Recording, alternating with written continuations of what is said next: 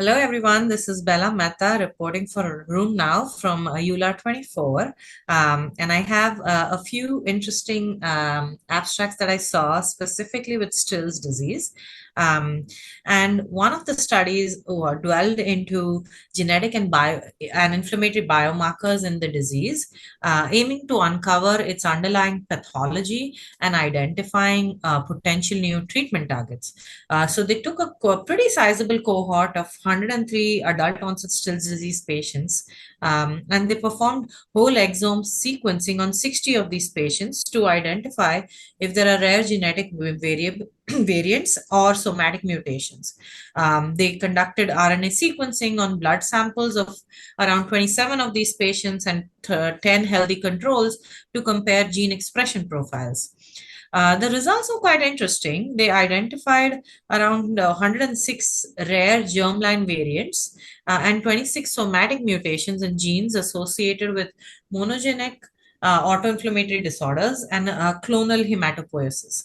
Additionally, over 2,800 differentially expressed genes were found, but particularly the pathways that were enriched showed a common theme of neutrophil granulation and that of the innate immune system, which we know sort of is an important one in pathogenesis of Still's disease.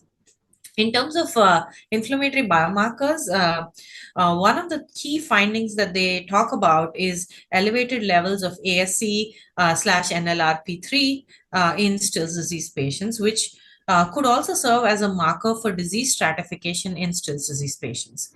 Other inflammatory cytokines that they talk about are IL-18, which we know has targeted treatment options in the pipeline, IL-6, which we already use, IL-23, interferon gamma, and there was markedly type 1 interferon score elevated in Still's disease patients compared to healthy controls.